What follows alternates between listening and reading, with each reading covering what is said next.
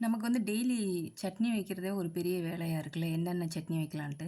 இன்னைக்கு தக்காளி வச்சு ஒரு சிம்பிளா ஒரு சட்னி பண்ணலாம். இட்லி, தோசைக்கு சூப்பரா இருக்கும். இப்போ வந்து 2 பெரிய வெங்காயம் இருக்கு இல்லையா? அத நறுக்கி மிக்ஸியில சேர்த்துருக்கேன். அதே மாரி 6 இல்லாட்டி 7 பூண்டு அத உரிச்சு வச்சிருக்கேன். தக்காளி வந்து ஒரு 6 தக்காளி கட் பண்ணி இதில சேர்த்துருக்கேன். அதுக்கப்புறம் என்ன பண்ண போறோம்னா, 1/2 மூடி தேங்காய் இருக்கு இல்லையா? அதையும் இதில துருவி சேர்த்துரலாம். அதுக்கப்புறம் வந்து காரத்துக்கு வந்து வெறும் மிளகாய் தூள் சேர்த்துருக்கேன். நான் 2 ஸ்பூன் சேர்த்துருக்கேன். உங்களுக்கு எப்படின்னு பார்த்துக்கோங்க.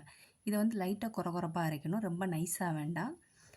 இது எப்படின்னு பார்த்துக்கங்க. நைஸா வேண்டாம், கொர கொரப்பா இருந்தா போதும். இப்போ வந்து தாளிச்சு ஊத்த போறோம். 2 கரண்டி எண்ணெய் எடுத்திருக்கேன். தாளிக்கிறதுக்கு வந்து 1/4 டேபிள் ஸ்பூன் வந்து கடுகு எடுத்திருக்கேன். தேவையான அளவு கருவேப்பிலை இருக்கு இல்லையா? அதையும் இதில சேர்த்துட்டு, நம்ம அரைச்சு வச்சிருந்தோம்ல சட்னி, அந்த சட்னியும் இதில சேர்த்துட்டு என்ன பண்ண போறோம்னா, தேவையான அளவு உப்பு போட்டுக்கலாம். இப்போ வந்து நான் கொஞ்சம் திக்கா தான் வைக்கிறேன் சட்னி. உங்களுக்கு கொஞ்சம் தண்ணியா வேணும்னா, இன்னும் கொஞ்சம் தண்ணி ஊத்திக்கங்க. எப்படின்னு பார்த்துக்கங்க. இப்போ என்ன பண்ண போறோம்னா, ஒரு 10 நிமிஷத்துல இல்லாட்டி 5 நிமிஷத்துல ரெடி ஆயிரும். இப்போ இறக்குறதுக்கு முன்னாடி லாஸ்ட்டா வந்து 1/4 டேபிள் ஸ்பூன் வந்து மிளகுத்தூள் சேர்த்துருக்கேன். சேர்த்த விட்டு ஒரு 2 கிண்டு கிண்டிட்டு இறக்கிருங்க. இல்லாட்டி கசக்கும். அவ்வளோதாங்க. ரொம்ப சிம்பிள் தான் இந்த சட்னி.